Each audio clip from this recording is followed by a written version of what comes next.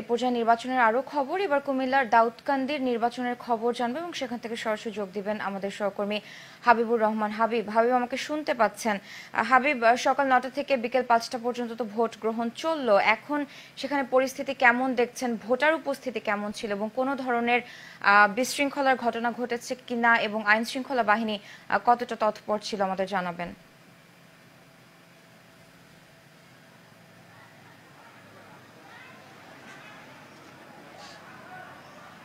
সারা, আপনাকে ধন্যবাদ। আপনি জানেন যে বাংলাদেশের সব জেলাতেই এই কিছু পৌরসভা এবং ইউনিয়ন নির্বাচন সম্পন্ন হচ্ছে এবং আমি বর্তমানে আছি কুমিল্লার দাউদকান্দি উপজেলায়। এখানে একটি উপজেলা এবং 15টি ইউনিয়নের নির্বাচন হচ্ছে 102টি কেন্দ্রে।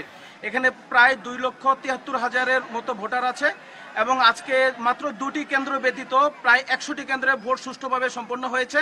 আমরা এ ব্যাপারে এই মুহূর্তে কথা বলবো পৌর আওয়ামী লীগের সাধারণ সম্পাদক।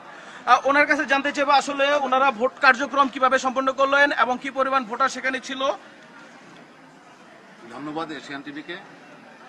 20/10/2020 উপজেলা নির্বাচনের আজকে আমাদের এখানে candidate major general Subid Ali ভূঁইয়ার সন্তান মেজর সুমন ভাই সকাল 9টা থেকে আমাদের এখানে জনগণ স্বতঃস্ফূর্তভাবে উৎসাহ উদ্দীপনা নিয়ে ভোট কেন্দ্রে হাজির হয়েছেন এবং সুন্দর সুষ্ঠুভাবে ভোট হয়েছে এবং জনগণ ভোট দিতে আগ্রহ প্রকাশ করেছে। যেহেতু জননেত্রী শেখ হাসিনার উন্নয়ন 12 বছর এই দেশের জনগণ দেখছে এবং তারই ধারাবাহিকতায় মেজর জেনারেল সুবিদ আলী ভূঁইয়া দাউদকান্দিতে প্রচুর উন্নয়ন করেছেন এবং তার সন্তান মেজর সুমন ভাই উপজেলার চেয়ারম্যান ছিলেন। আপনারা জানেন সাবেক চেয়ারম্যান, উপজেলা চেয়ারম্যান।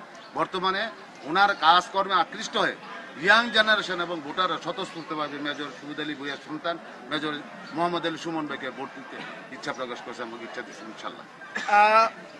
সারা, আপনি শুনলেন পৌর আওয়ামী লীগের সাধারণ সম্পাদকের কাছ থেকে। তবে একটা কথা আমি সারা আপনাকে বলতে চাই, এখানে আমরা প্রশাসনের অত্যন্ত কঠিন দিক নির্দেশনা আমরা দেখতে পেয়েছিলাম এবং মোবাইল কোর্ট পর্যাপ্ত পরিমাণে ছিল, বিজিবি ছিল, পুলিশ ছিল।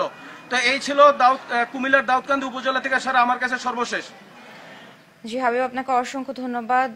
আমাদের সহকর্মী হাবিব যুক্ত হয়েছিলেন কুমিল্লার দাউদকান্দি থেকে। যেমনটি জানালেন, সেখানে আইনশৃঙ্খলা বাহিনী খুবই তৎপর ছিল এবং সুষ্ঠুভাবে নির্বাচন সম্পন্ন হয়েছে।